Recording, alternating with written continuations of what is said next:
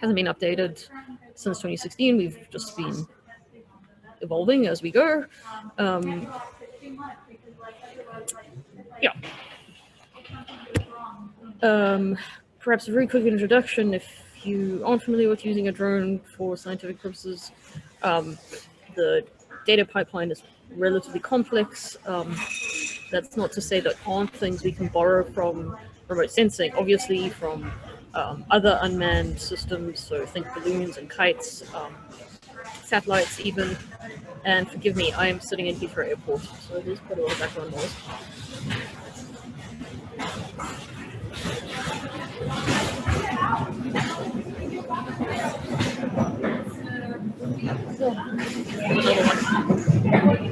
So Jane is at Heathrow Airport, and that's why you are hearing a lot of noises in the background. There, so apologies. Let's be patient, no problem. Okay, anyways, so there is a lot we can borrow from other domains, but the pipe is very complicated, has many players a part. Think everything from when was your sensor calibrated, how was your sensor mounted on, take ground control, you take ground samples. Once you've flown your flight, in what aircraft did you fly it on? How did you fly? As in, like, what was your flight pattern? Did you do a post-flight calibration? Now, what analytics tool or algorithm are you going to use to process that data, etc., etc. It's a fairly complex pipe, which is very prone to human error, and so we're trying to wrestle with all of these stages. So literally I borrowed these slides from P14 because, as Paula said, I'm in Heathrow. I'm currently running to get home to my country. But anyways, we work in close collaboration with a drone cluster in ESIP, with the Earth Science Information Partners. It's a North American NASA NOAA funded group. It's a great place to the intersection between tech and Earth science, really. We've published a paper about the emerging challenges around drone data management. We've run a couple of events. There's one mentioned that we did at IDW, and I will talk a little bit later about LANDRS, which is where I won some money, definitely in thanks to the RDA community in part, to work on building some tools to automate this complicated data capture pipeline. And I will talk about that later. And I think that's... I'll conclude by saying what we had hoped at P15 to spin up a new working group out of this interest group to talk about the ethics around and legal aspects of drone data. That group is emerging. It's called WELD, WELDD, and there's a draft charter in process. It's linked to from the drone data group. That's it for me, Paula.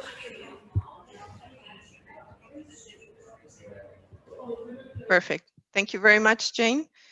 I will now share my screen to tell you a little bit about the interest group on RDM in engineering. So why we decided to establish this interest group is because in engineering you have also very complex variety, heterogeneity of data types. So it's very difficult to classify it in one discipline. And normally engineers work with many types of data. There are also a lot of work done on proprietary formats, lack of systematic acquisition, curation, and software infrastructures that are used to work with data. And also the data engineers work with involves software very often, which is yet another very complex type of research data, if you want to call it like that.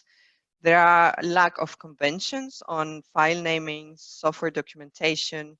There is a close cooperation with industry, which makes it difficult sometimes to publish data.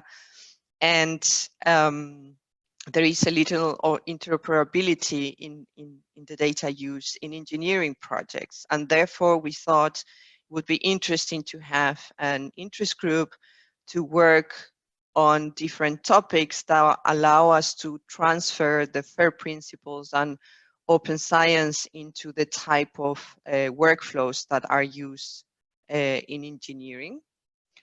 So we are a very new interest group also. So it was just endorsed last year in August. And in the last plenary session in Helsinki, we had our kickoff meeting where we decided to get started with focus groups, advance a little bit on those, and then see the needs to establish new working groups. And we hope that in this session, we might find some collaborations with the drone group on some of these topics. So until now, we divided our work on engineering and open science, engineering specific TMP, metadata for engineering, and data annotation.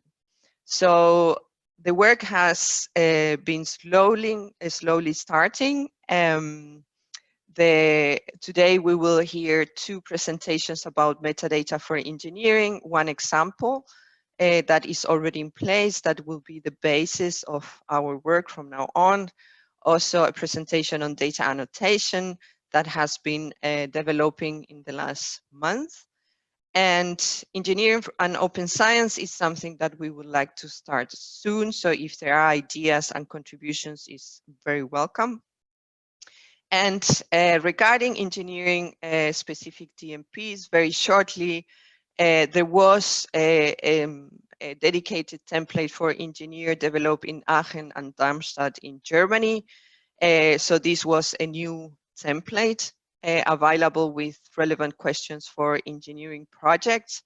It turned out to be a very long one, and the idea was to implement into a specific tool in Germany. So after discussions within our group, we decided that instead of creating an engineering specific DMP, maybe it would be useful to create discipline specific guidance on how to answer a DMP template independently on the template that we are using. So now there is a work in progress to create a working group with where other disciplines like social science, medicine, biology, and chemistry will be joining forces and prepare guidance for DMPs according to these disciplines. If you are interested to participate in this, at the bottom of the slide, you see the email of my colleague Daniela Hausen from Aachen, and she is leading this work, so please reach out to her if you are interested to participate. So that is from my side on the interest group, and now we are ready to start with the presentations, and I want to give the floor to our colleague Sean De Wit, who will present about manual annotation of engineering data. After each presentation, we will have some minutes for questions. And again, I encourage you to use the raise hand icon that you see in the participant list if you have a question that you would like to ask to Sean. And we will take the questions at the end of the presentation. Sean? Okay, thank you, Paula. Can you confirm that you can hear me and see the slides? Yes, we can see the slides and we can hear you clearly. Excellent, excellent. So, good morning, good afternoon, good evening, wherever you are. I hope you're all safe and well and your families are okay. So I've sort of slightly changed the title of my presentation, which is something that, if you know me, I do at the drop of a hat. So what I'm trying to do is show how annotations can be used to link something called the digital thread in engineering. But I thought I would first go, let me see if I can change slide, a little bit about me. So first and foremost, I would say I am not an engineer. I have never been an engineer. I would not claim to be an engineer. I barely claim to be a scientist anymore. But I am working on an engineering project at the moment where we're trying to build a nuclear fusion reactor within the next 35 years. And the heavy basis of that is going to be on digital engineering, designing things in silico, testing things in silico. And with this sort of engineering aspect, I'll come on to this in a minute, but it's sort of the digital thread idea has become very popular in industry. But one thing I have learned about engineers is they love their acronyms, almost as much as scientists. So I've listed a few of them there, many of which I have never come across before. If I'm stuck in an airport like Jane is now, I would be wary about discussing things like bombs, because you're likely to be pulled off to one side. And another thing is engineers don't like to change. They've been working for a long time doing what they've done, and it's been by and large very successful. I mean, things have moved. We've now gone from blueprints to CAD, which has become computer-aided design, which has become much more common. But it's taken quite a long time to get that adoption. And it becomes even harder when you think about trying to bring in physics. So trying to do stress analysis, trying to do creep analysis, trying to do computational fluid dynamics and stress mechanics, and integrating those. Engineers aren't really generally comfortable unless it comes in a package. So for instance, ANSYS comes with packages to do all this. So I mentioned the digital thread. So you can see on there what the digital thread is. I'm not going to read it. I'm also conscious that I don't see my clock and I tend to speak a long time. So I'm going to try and skip over some of these slides where I can. But basically the digital thread provides some traceability. It allows you to go back from a component to how that component was selected, what requirements it had to meet. And this is incredibly useful in a number of situations. So a typical example would be, say you had a satellite launch that blew up on the launch pad, and you identified the failed component, and you want to trace back to not only where that component was selected and why it was selected, but you also want to find out potentially where that component is installed in other devices to see whether it's suitable. So the trouble with the digital thread is the way engineering works at the moment is it's very much siloed. And this is one thing that seems to be common. I've been talking with people in a number of large engineering corporations, and very much the work is in functional silos, which makes trying to define or maintain a digital thread very difficult, because you have different tools for different purposes.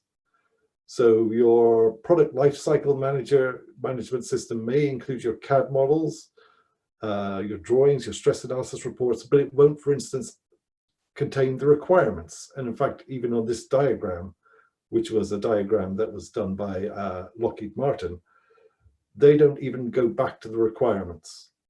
But you need that traceability. And I mentioned that engineers love their acronyms. I pulled this off, and I still don't know what half of these acronyms mean. I do not know what a MES is or an MRP. So if somebody wants to put their hand up and enlighten me, I would be only too happy to learn. So when we talk about the sort of how the digital thread evolved, it evolved in a diagram similar to as form that you see here. It's in order to, as I say, have this traceability back to the requirements. And this is based on project lifecycle management, so PLM systems. Now the question is, I came across, is a PLM system sufficient for some of the things that are being engineered today? So in a lot of cases, yes, it probably is. But systems are becoming much more complex. So if you take a jet engine or a car or a television, you're actually integrating components that have come across from multiple sources. and they all have different histories. They all have their own product lifecycle management systems. They all have their own ways of doing things. So how do you integrate these? And this, I think, is where annotations potentially come in. I will talk about that a bit later. But this is how typically I like to visualize the digital thread. So I can go from a component which is serviced and see its history right back to the requirements. But it also allows you to go forward to see where else that component was used. But one of the things that the basic digital thread doesn't do is answer the question why. Why were decisions made? Why did we order this component from this supplier and not a similar component from another supplier? There may have been good reasons for it, but some of these assumptions are not recorded. And that is a sort of failing of the PLM system. It records a snapshot of everything as it is, and it does provide that traceability to say, we did this because of this requirement. But if you have a number of design solutions, potentially it doesn't explain why you've come up with a particular solution. And again, annotations can be used for that. So here's an example of why annotations could be used. So for instance, if you look at the logical design, we rejected logical design 10 because the simulations showed instability. As planned, we used a different steel rather than the one that was originally planned because the original one wasn't available. And the big advantage of using annotations is they are standard. So there is a W3C standard, which has now been, I believe, superseded or at least linked with Open Annotation, the Open Annotation Working Group. So there is a large body of standardization out there. So I'm going to go through a few examples, and these are mostly taken from the W3C documentation. In some cases, I've modified the diagrams slightly to try and make them clearer and make them more relevant. So we start off with a simple idea for an annotation. And this isn't engineering related, although you could easily see how it could be. So Alice has written a post that makes a comment about a particular web page, and the tool she uses creates an annotation with the post as a body resource and the web page as a target. So pictorially, it looks like this. So you have the annotation, which has a body, which is in a database. So the annotation and the database are in separate table structures, for instance, and it links to a target. So both the annotation and the body link to a specific target. And in terms of the standardization process, it would look something like this, where you have your body, which is a URL reference, and the target, which is a different URL reference. And you can see how the links can be made quite easily. So a slightly more complex, actually, no, this isn't a more complex example. It's a very similar example, except the body, rather than being in a URL, is embedded in the annotation. And pictorially, it looks something like this. So you now have an annotation which has a body, and both the body and the annotation relate to the target. And here it's slightly more complex because we're doing things like using HTML format. We're saying it's the body is in French. It's a type textual body, and there are standards for the types. So this is quite easy to do. But you can start getting more complex. So this is clearly a case where if you have a single design in a PLM, a product lifecycle management system, you can attach annotations to it to say it's good quality, it's bad quality, and you can make those things searchable. Now, we're trying to associate an annotation that links two objects. In this case, we're using both the body inside and a body as a URI, and everything gets linked to the two targets. But the actual annotation is quite simple. So you have two bodies. The first is the URL. I don't know whether you can see my mouse. That would be that body, the example.org. The other body would be here, tag 1. And you can see there are two targets. The one problem is, or not a problem, I think it's actually a strength. You cannot link a part of the annotation to a single object.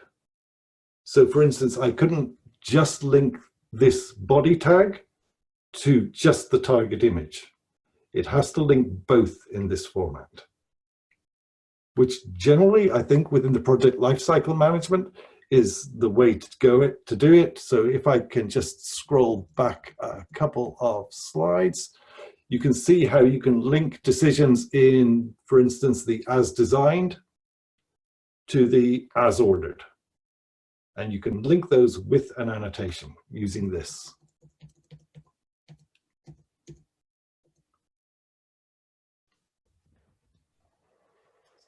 So again, this is just another example. I'm not going to try and go into it in a great deal of detail, but this is probably a more useful example and the reason I say it's more useful is because it shows that the annotation model allows the support of things like creator, when it was created, the generator, and a generated date. So this gives you a history of the decision-making process. So it's not just a question of searching the annotations, you can see what order the annotations were put in. And I think that is essential to this concept of the digital thread. So I'm going to finish off with trying to explain in a bit more detail why I think annotations are effectively the knots that can join the digital thread. So I thought this was a very clever title, tying the digital threads. Turns out that it was used in a lot of other places, which is really annoying. So there are a lot of very good product lifecycle management tools. So internally, within my organization, we use both Teamcenter and Dassault Innovia. In fact, Teamcenter already does support this concept of annotations, but it uses its own standard. So already in industry, they're recognizing the importance of this annotation model to be able to link the vertical pillars that even exist within Teamcenter.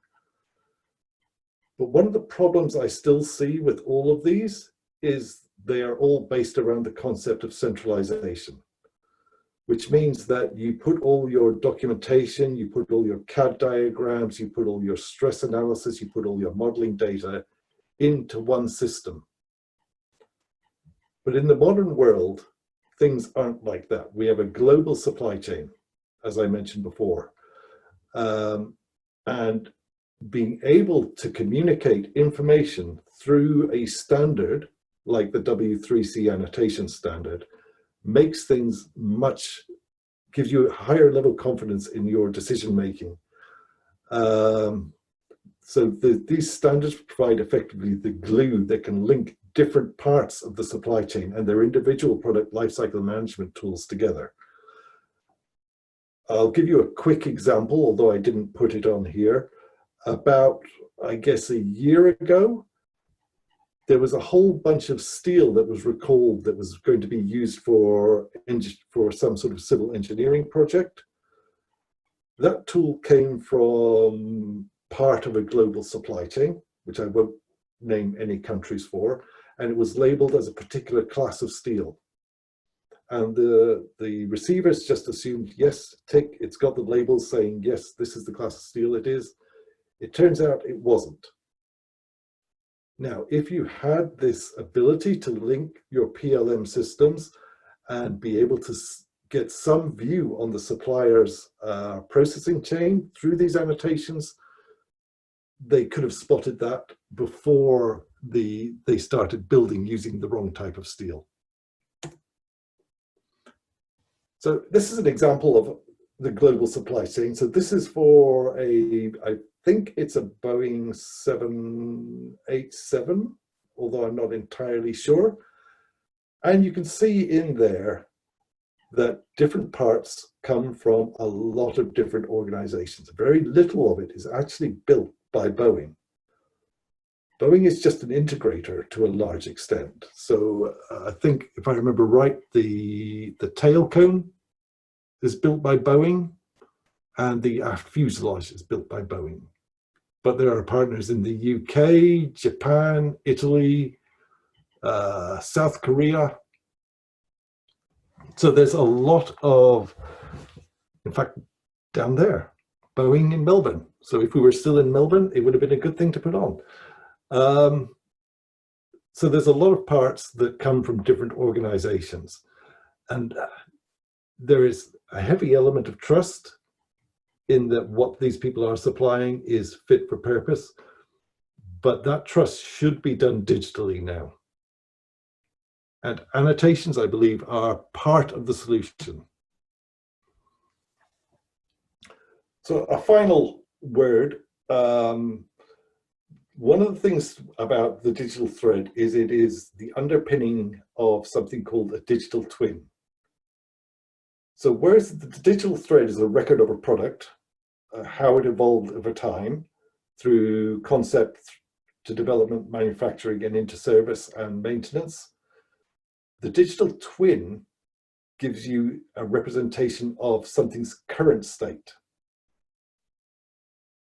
So there's a lot of information exchange. So if I can remember right, for every transatlantic flight using a Rolls-Royce turbojet engine, 500 gigabytes of data are transferred continuously in order to monitor the engine. So the engine is instrumented with a lot of Internet of Things technology, a lot of sensors. So those sensors are sending data via communication satellite to Rolls-Royce, where every engine has a digital twin. So you have two engines on your 787, let's say. Each of those will have a separate digital twin at Rolls-Royce, where all the information from those engines will be fed in. But you can't have this digital twin without the backup of the digital thread. So the two are quite, in my mind, quite tightly interconnected. So my quick summary, the engineering world of today is very different from that of even 20 years ago. Although most engineers are still trying to use the same tools and concepts. The world has moved on, things are more digitally enabled. There is a lot more, it's been realized there's a lot more gain in trying to link things together than try and keep things in silos. The digital thread and digital twins offer benefits in terms of traceability and cost saving. So you have better scheduled maintenance, you can diagnose faults quicker with your digital twin, and you can then use your digital thread to see where else those components are used and whether you should change your scheduled maintenance based on that. And finally, annotations are really the way of tying the individual threads from the global supply chain into a single whole digital thread. And one thing I would say is the current project I'm working on is we're looking at using annotations for exactly that. So it is, as I said, it's to build or design the next stage fusion reactor. It involves industry from all over the world, and we're trying to adopt annotations as a way of communication of decision-making at individual organizations. And that is all I had, and the final diagram shows how we've gone from blueprint to CAD to digital twin. And that's everything I had. So I will turn my microphone off now. I'll stop sharing. Thank you, Sean. Are there any questions from the audience? Raise your hands. I don't see anybody raising their hands. I do have a question then in the meantime, Sean. You say that there are some management systems, for example, at Siemens, that are using a kind of annotation, if I understood correctly. Yes. So why not, for example, to use their type of annotation and the way of annotation and create a new one? And how this one that you are generating can be extrapolated to other management systems or companies or industries? So the Siemens one is built into their tool called Teamcenter, and it is very much tied to Teamcenter, and it doesn't follow any standards, so it's not interoperable with other PLM systems. Okay. What we're proposing here is a tool that sits alongside your existing PLM tool, which gives you some extra information. And it is searchable information. Now, in some cases, for instance, the ARAS system, and there is an open PLM tool, you can actually go in and you can actually modify their code to link your annotations into their data model. I'm yet to work out really how to integrate the open source PLM with non-open tools that don't allow you to do that. So that is still an open question. Okay. But in principle, the tool you are building with the annotation schema, let's say, Yep. it could be placed on top of any management system. Correct. If it's open, correct. Basically. Correct. Yes, easy. That can be done fairly easily. Otherwise, it still is useful, although it sits at almost a layer above where the data is. So it's still an informational layer. Because certainly in our organization, a lot of the documents, the design decisions, they're all still recorded in SharePoint. And so we still have to have a link to some silos. So you have your SharePoint silo, you have your PLM silo, you have your BOM silo. But we're trying to link those as a first step towards digital integration. Okay, great. There is one question from Alex. Alex, you can unmute yourself and ask the question. Hi there. I was wondering if there is any movement on trying to get these this concept of sort of cross-silo annotations integrated into the ISO 10303 step standard, which is the standard that is being used for most interoperability across engineering information and product information systems. So I don't believe it is at the moment. Until we have a proof of concept, I think it would be too early to do that. So I know that there is some work going on a CAD interoperability framework. And I was trying just before this meeting to remember what the heck it was called. But it escapes me now. So I would like it to follow a similar model to that, where essentially once we've started working with people like Rolls-Royce, British Aerospace, Woods in the UK, they can take this towards the standard body. I don't think our organization can do it alone. And RDA, I think, although it sets itself up as recommending standards, it is not one that is pushing towards ISO standardization. So I think we need to get the adoption from industry before we can push it towards standardization. Okay. The other one you mentioned, it wouldn't have been the LOTAR standard, which is sort of building on top of STEP. Possibly, although it doesn't ring any bells. once I come off this, I have another meeting. But if I find where what that standard is, I'll put a link in the chat. I have a feeling it's called something like KT. Okay, anyway, I will look at that. Thanks. Thanks, Sean. Well, Sean will leave us in a couple of minutes, and we need to move forward to the next presentation. Before I forget, please, in the collaborative document, there is a tables where you can add your name and your contacts. We, the people organizing the meeting, also add our contacts there. So if you have more questions for Sean, I guess you are free to contact him afterwards. Perfect, Sean. Thank you very much. So we will move forward. Now Jane will present automated annotation work done in her interest group. Jane, are you ready? Sure. Perfect. Cool. Share.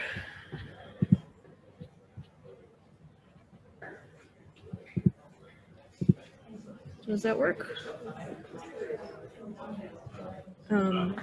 Apologies again. Yes, that's one. I have spent the last week packing up my life, and so this is reused from about a month ago, but I will speak to updating it. Yeah, as I mentioned, thanks definitely in part to the work within the RDA community and the drone interest group. Sloan funded me, and my co-PI is Charles Alderman. We both work at the University of Notre Dame at the moment, Center for Research Computing, to try and tackle some of the challenges around the drone data pipeline pragmatically. I mentioned it's very complicated with many components and people and computers and algorithms involved, and as Sean's alluded to, that whole pipe needs to be annotated. And it's interesting, I'd say the scientific community is probably further ahead than the engineering community at developing this metadata capture infrastructure in general. It's obviously different in every domain. And so now in the drones being used for academic science, we have scientists saying, hey, our funders are telling us we need to capture all this information and make it all available for data reuse. And then the engineering component of drones is obviously fundamental to it, and that community hasn't yet got on board with the whole metadata capture thing. Anyway, so that's the space we're working in. I am going to skip some of these slides because I'm reusing an old talk.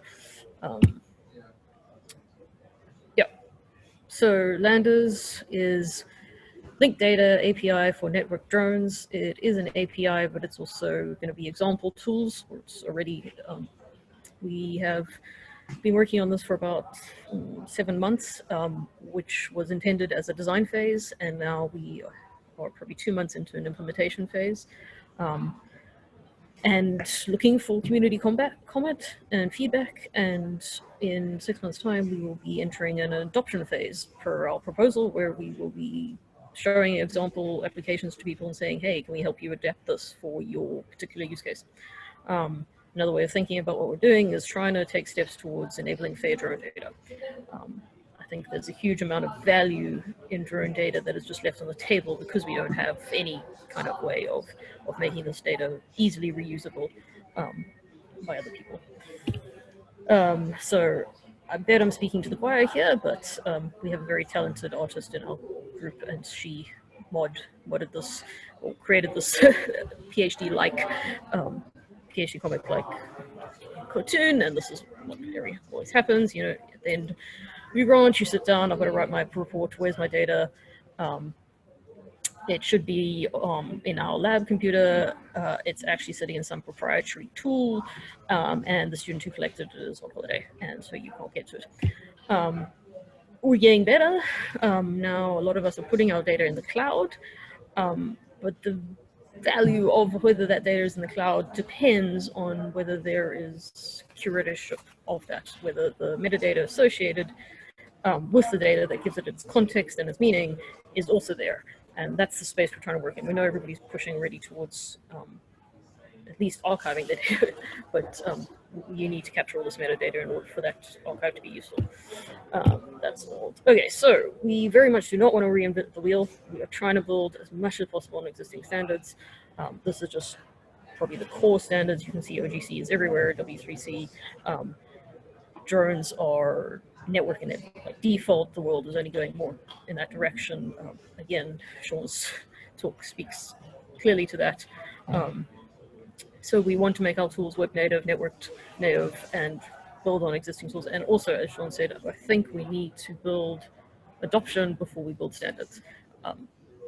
For many reasons, including the fact that RDA isn't a standards body, but it's just the pragmatic way. There are so many communities all around the planet using drones in every discipline of academic research. Pick one and you will find a researcher using a drone, from the humanities to obviously the earth sciences, physical sciences to engineering. And so we are trying to build useful tools that a community might gather around before we even think about standards, but we want to ultimately make this reusable and integrate with existing standards, so rebuilding on existing standards. And that, so this is just calling out, includes discipline-specific standards. For example, you can get a lot of terms in Envo, but that's just one. We're also working with Suite, which is curated currently by ESA, but comes out of NASA. And we would like to make it easy for anybody to integrate their own particular discipline-specific ontology. Skip that. Okay, so a lot of the work that RDA, sUAS, Data Interest Group did in the last 4 years was think about, sorry, I'm gonna wait for the trolley. Yeah.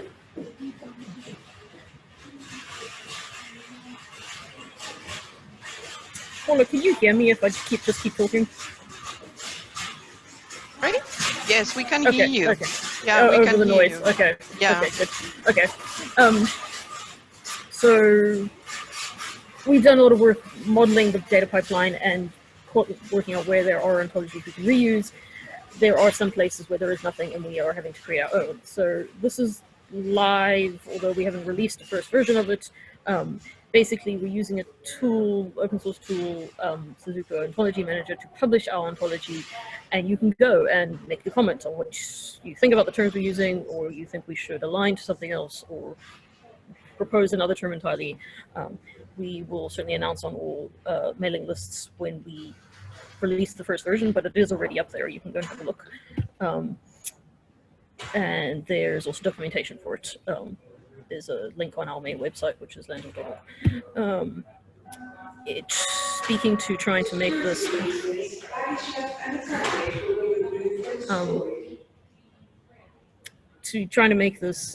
easily adoptable by communities. Our first example application that we're building is this drone data buddy that came out of a suggestion by Joe Adams at the USGS.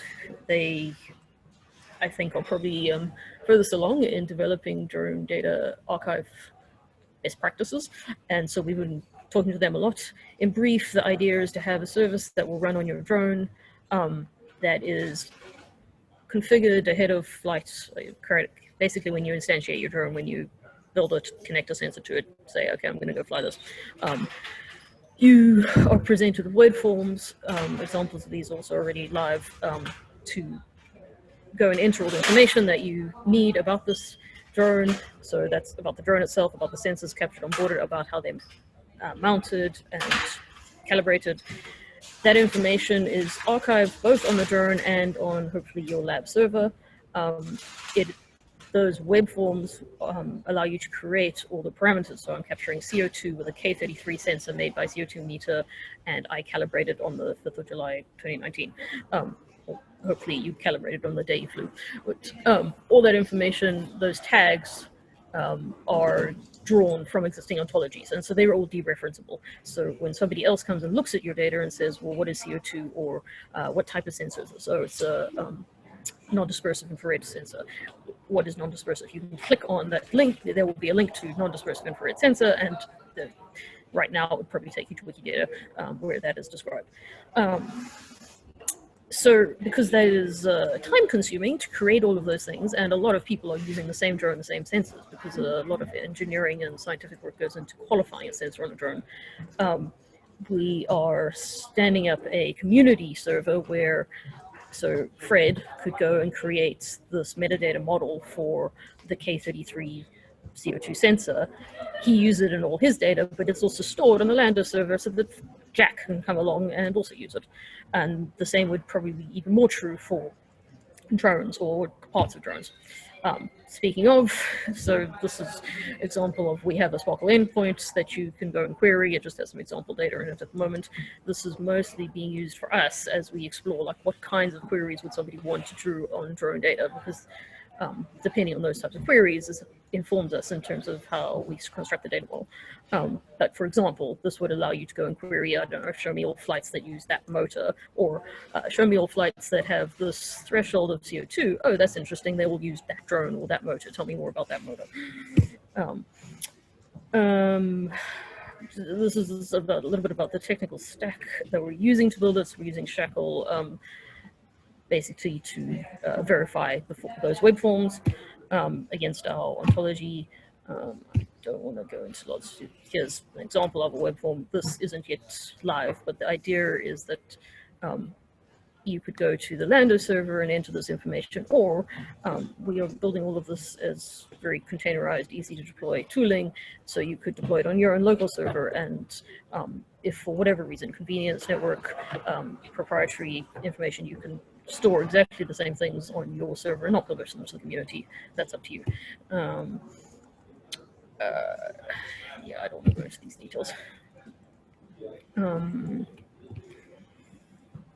Appliance.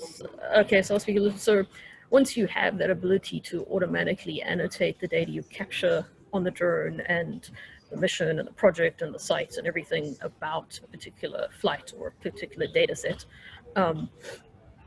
we want people to be able to publish that, and we want you to be able to publish that very easily.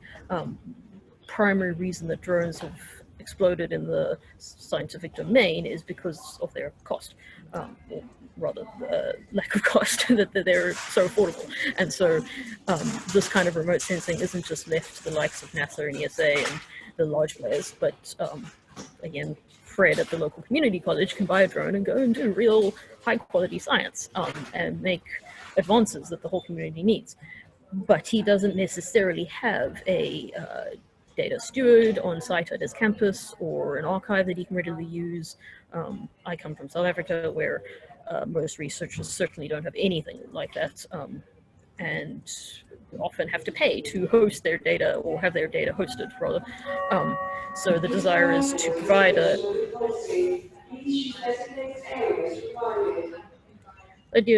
an application that is, again, easily deployable on, think DIY NAS, network attached storage, or a Pi with some hard drives attached to it, or your lab server.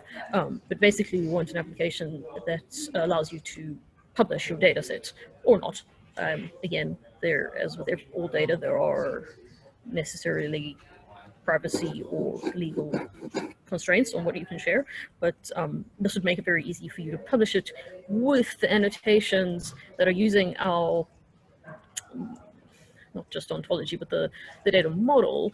And because we are building on all the existing standards, that means that your data will be published with the tags that the web bots need. So I'm sure people have started using Google's data search now, and if you operate in the semantic world, you know that the only reason Google can find that data is because those data sets have been annotated with schema.org tags. And so this application will publish your data in a way that the bots can find it, so that Fred on the other side of the planet can go and search for CO2 data at 100 foot, and your data will come up. Yes, so as I said, we're in actual implementation phase. We're building things out. We already have a handful of guinea pig adopters who will be testing what we're building, but also looking for more. The proposal was written with specifically a 6-month phase of let's work with people, and so we have money to work with you if you would like to. another thing I'll mention, Sean also alluded to this quandary where engineering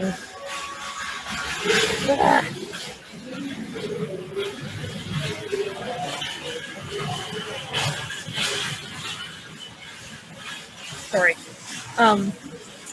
So the engineering world is used to being in-house, closed, not necessarily aware of the global supply chain, and it's very heavily centralized. And so we want to obviously create an ability to decentralize that model. So there is the idea of DIDs, decentralized identifiers, that we would like to prototype using with a drone data model. So drones, mostly if you are flying for academia, because you're being paid as an academic, you're probably flying under some sort of license in your country, and your drone and you have a license. And so that is part of the identifier for your drone, but we also want a universally unique identifier for your drone. And so we're looking at using DIDS, which is a burgeoning decentralized identifier standard. Yes, I will leave it there before any more noise happens. Any questions? Thank you very much, Jane. Are there any questions for Jane at the moment? I don't see any hands. So Jane, now the idea would be, because maybe later at the end of the meeting, we have an opportunity maybe to discuss how the RDM in engineering and your interest group can collaborate, but would be now the idea to find more researchers that would like to test the annotation ontology and the tool. Yes, in the next 6 to 12 months, contact us sooner than later if you have something you want to talk to us about. Okay. Okay. Are there any other questions for Jane at the moment? I don't see any hands. Okay. We have, sorry for the reminder, but we have 22 participants, and we are not all of you are in the list. That is important for us to keep track who join and also for later contacts. So please take a moment to do that. So we can move forward to the next presentation, that is Dorothea, that will talk a little bit about a metadata standard for engineering that started at Stuttgart, University of Stuttgart. And for our future work, we will use this to start our work and see how we can reuse this for different engineering disciplines. Dorothea? Yes, thanks a lot, Paula, for introducing. So I will tell you something about the results of a project at the University of Stuttgart that was about research data management for engineering there. And as the work is now being further developed in a working group in a consortium, national consortium for engineering in Germany, I will also show you the work that is going on now there. So now I just have to, okay. So I don't have to say anything about the situation in engineering, Paula already has. So we just have a very, very diverse situation with also very individual data documentation approaches from engineers. So we tried to find some schema that could be helpful for engineers to document their data. So we asked the engineers at the University of Stuttgart, so just what is the information that is relevant to describe your research data, your research results. And as you can see here, the results, so the darker fields are the more relevant fields for the engineers, and the lighter fields that are less relevant for them.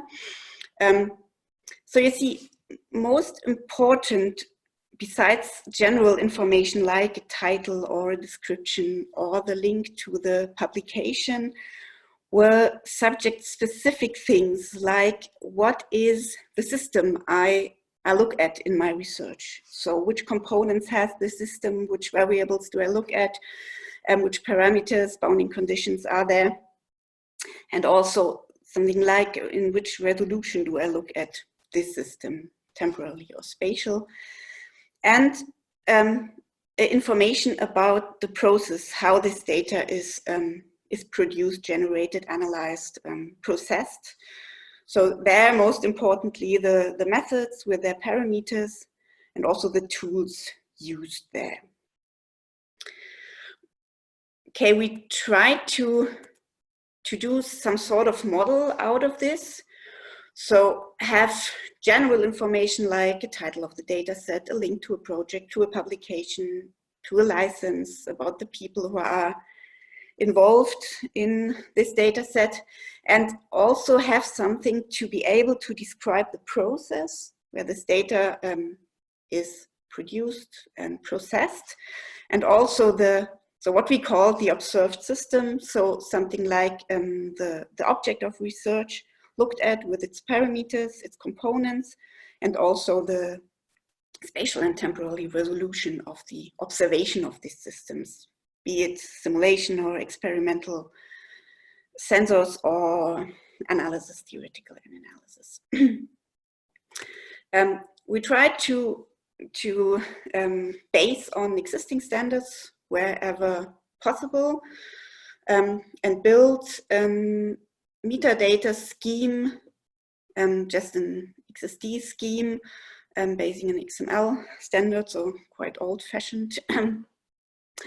What you can find here on the website, and also it's published on our data repository. And on this data repository, we also implemented the scheme in Meta. So our data repository in Stuttgart is based on Dataverse. This is an open source software developed in Harvard for data repositories, and there you can configure the metadata blocks your user can use to describe their data.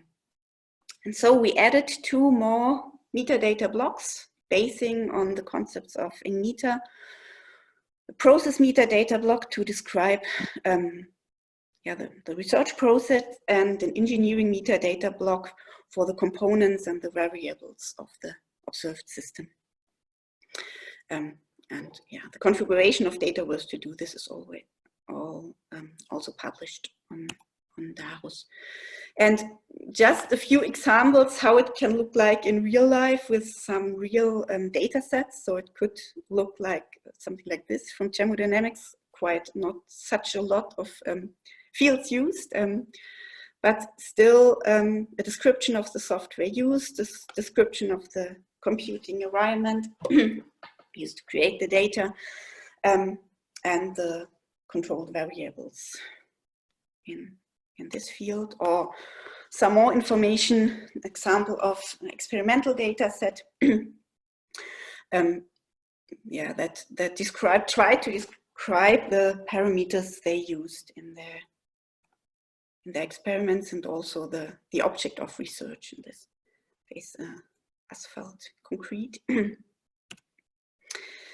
So now Meta is further developed within this working group, Metadata for ING.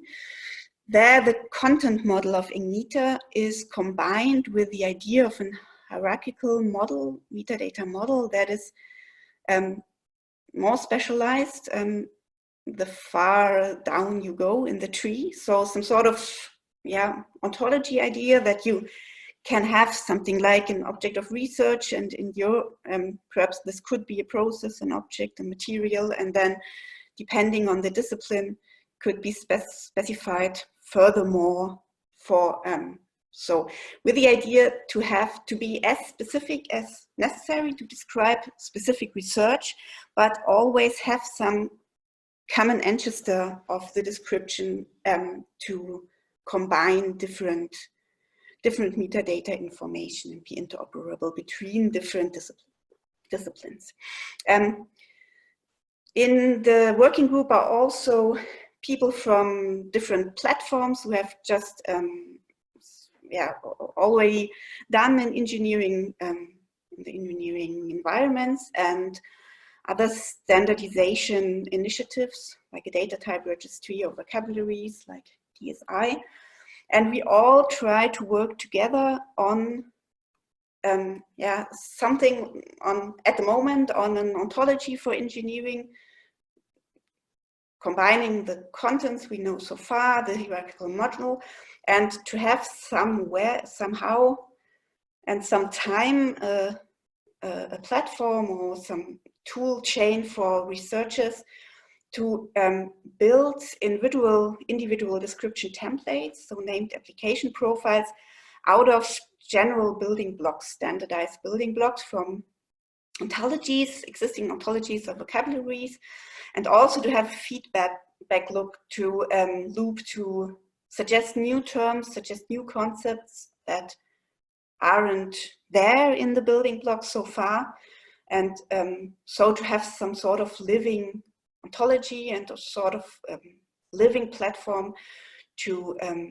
be able to describe research data from engineering as specific as a researcher wants to and as general as possible. So thank you very much. Thank you, Dorothea. I think it looks very interesting. Are there any questions from the audience to Dorothea?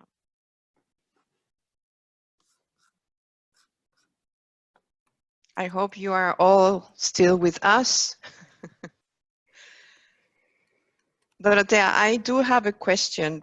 Oh, Alex, you have a question. Go ahead. I just, really wanted to flag up the work that's being done in the metadata interest group to develop a set of we call it the sort of recommended metadata element set, which is trying to look at the elements that are most commonly valued by people across all sorts of domains.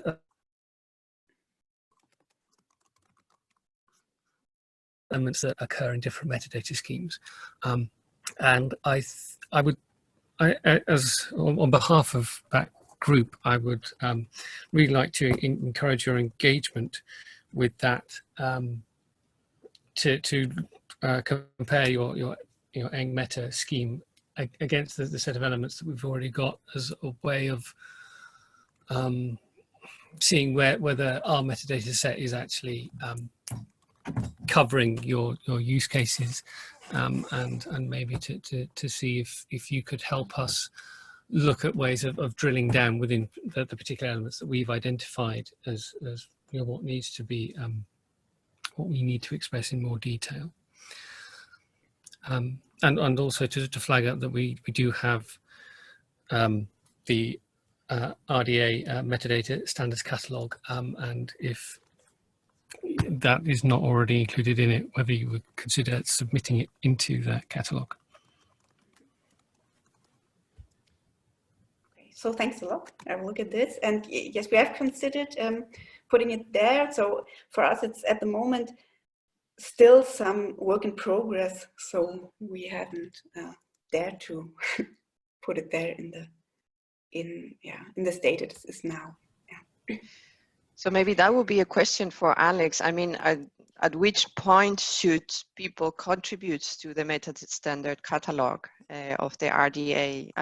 At which stage of completion? And is there any possibility for the community to contribute to it and then create new versions of it? We do have the ability in the catalog to register different versions. And so I believe it's possible by using the correct date types, you can specify whether things are ready to be used or not. So if you want to put it out there just to raise visibility of it, but yeah, to put it in the thing that it is a work in progress, and you are asking for it to be developed further before being used in production. I mean, that is perfectly acceptable and possible. Great. I do have another question, Dorothea.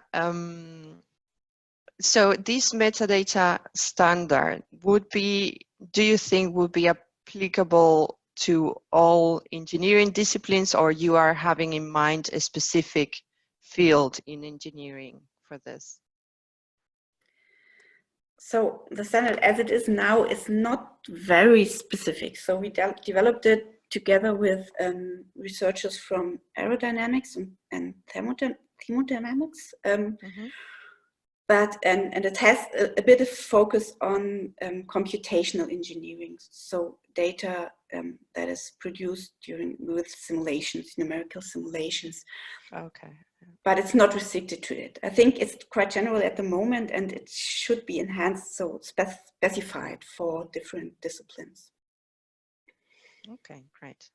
So maybe that is something we should look forward into our work in the interest group also, how to connect with other communities and to give it a try. Then, is there another question from the audience for Dorothea?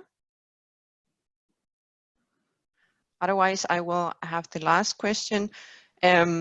So you implemented it in Dataverse, the schema. How do researchers would need to fill in the metadata fields? Is there possibility to upload this automatically, or is this all done manually? So there is a manual way, of course, so a web interface, but there is also, so we are working on different tools to help automating the metadata annotation. So one tool, this is called extracting, tries to parse existing metadata from log files or input files, so especially from simulations or also experimental hardware, and to extract it there and then to put it automatically on DAOs or some other platform. So it's just translates some semi-structured information into meta, and then we have another tool who takes this as an input and then automatically put it into Dataverse. But it's also still quite work in progress. But I think it's necessary to have something like this before, because in engineering there's such a lot of data that it's not possible to manually annotate it.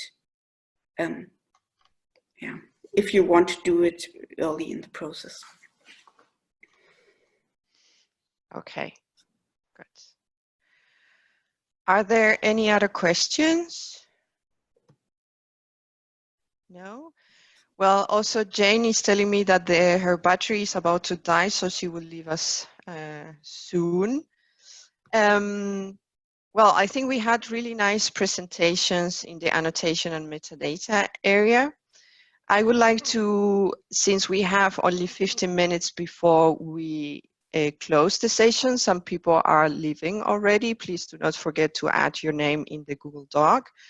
I would suggest that we open the floor for any comments or any question, or particularly, is there any suggestion on how would you like the interest groups to move forward? I mean, are there, from what you saw, the work that is done, is it just enough for you to receive information about it, or would you like to be part of it, or do you envision other outputs we should be working on, or topics we should be working on? Jane, you are there. I'm still here, just hasn't died yet. I found this really interesting. I didn't know very well what you guys were doing with the engineering group, and there's clearly a lot of overlap. It's interesting to me that I guess that engineering is starting to look at this and think about how to do this, and the problems are analogous but not the same as the sciences, classic sciences. So yeah, I'm excited to keep working with you. There's overlap between your tools. I'd love to have heard more from Sean about practically how he's starting to push the annotation stuff. Like, are they building plugins to the CAD tools or what? But yeah, I think we need to keep this conversation going. Okay, great. So maybe we could have, or we could try to meet online in some months and revisit the progress and see what else we can do together between the two interest groups. Okay. Yeah, I'm sorry Sean couldn't see my presentation. I'm curious what he'd think. He was there almost until the end, but not completely. Oh, okay. Yeah. But he saw part of it. So maybe we could organize a new meeting to discuss more in detail the overlaps between those works. Yeah. Yeah, no, because it's the practicalities of what tool stacks do we use and how, and we might as well share development effort. Exactly. That's very good. Are there any other suggestions, questions, comments? Comments about the session? The floor is open to whoever would like to contribute and help us move forward.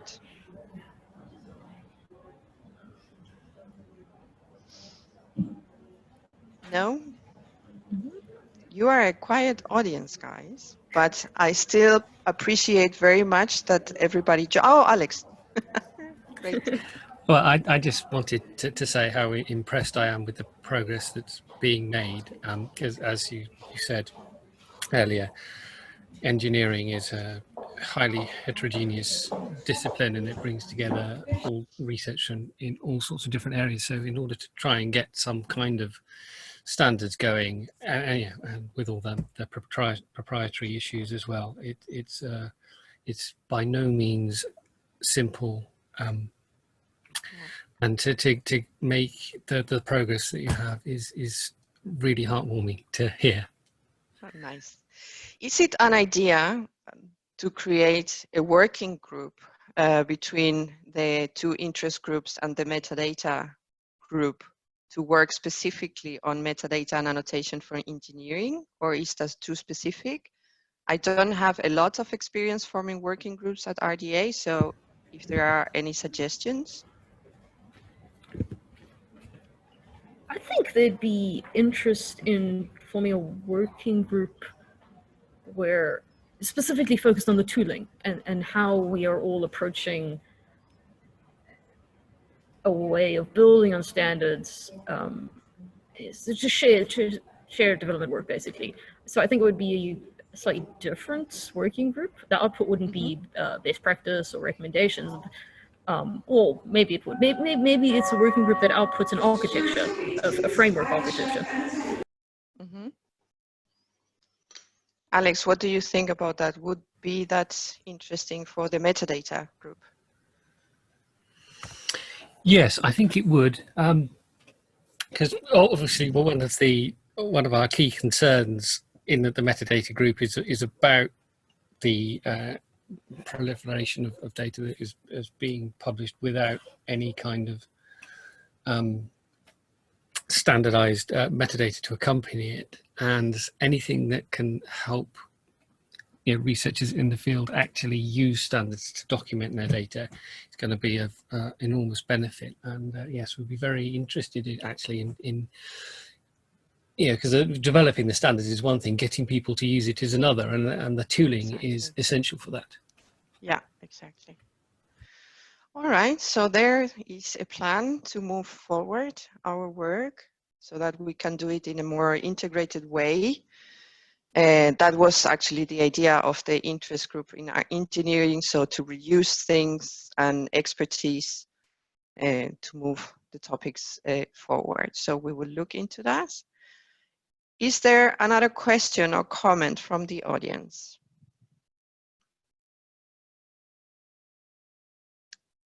No? Okay.